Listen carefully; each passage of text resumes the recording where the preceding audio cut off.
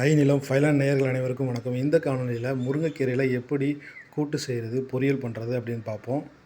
முருங்கை நட்டவன் வெறுங்கையோடு போக மாட்டான் அப்படின்னு ஒரு பழமொழி இருக்குது. அதே மாதிரி தான் ஒரு முருங்கையில் நீங்கள் வச்சு வளர்ந்துருச்சு அப்படின்னா, முருங்கைக்கீரை, முருங்கைப்பூ, முருங்கைக்காய், அதுக்கப்புறம் முருங்கைத்தண்டு, அது வைத்தியத்துக்கு பயன்படுத்துறது, அதுக்கப்புறம் முருங்கையிலேருந்து வர பிசின், இது எல்லாமே மருத்துவ குணம் வாய்ந்தது தான்.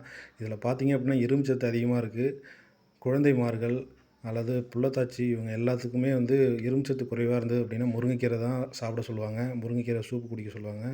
இப்போ நம்ம அந்த முருங்கைப்பூவை எப்படி ஆயிடுதுன்னு பார்க்குறோம். எங்கள் வீட்டுக்காரம்மா தான் செய்கிறாங்க. முருங்கைக்கீரையை இந்த மாதிரி உருவிடுங்க.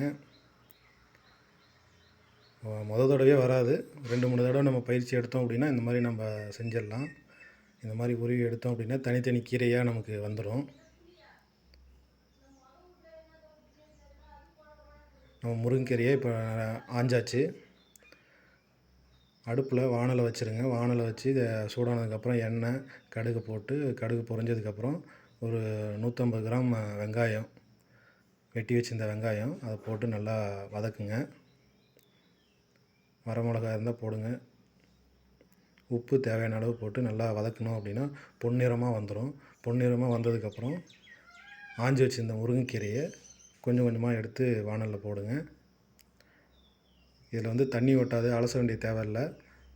இந்த மாதிரி நல்லா கிண்டி விட்டுக்கிட்டே இருங்க. ஒரு 10 நிமிஷம் இதை மூடி வச்சிட்டிங்க அப்படின்னா நமக்கு இந்த மாதிரி சுண்டி வந்துடும். எவ்வளோ போட்டோம், இப்போ எவ்வளோ இருக்குது பாருங்கள். நமக்கு இப்போது முருங்கைக்கீரை பொரியல் தயாராகிடுச்சு. உங்கள் வீட்லேயும் இதை செஞ்சு பாருங்கள். குழந்தைங்களுக்கு கொடுங்க. மறக்காமல் லைக் பண்ணுங்கள், ஃபாலோ பண்ணுங்கள்.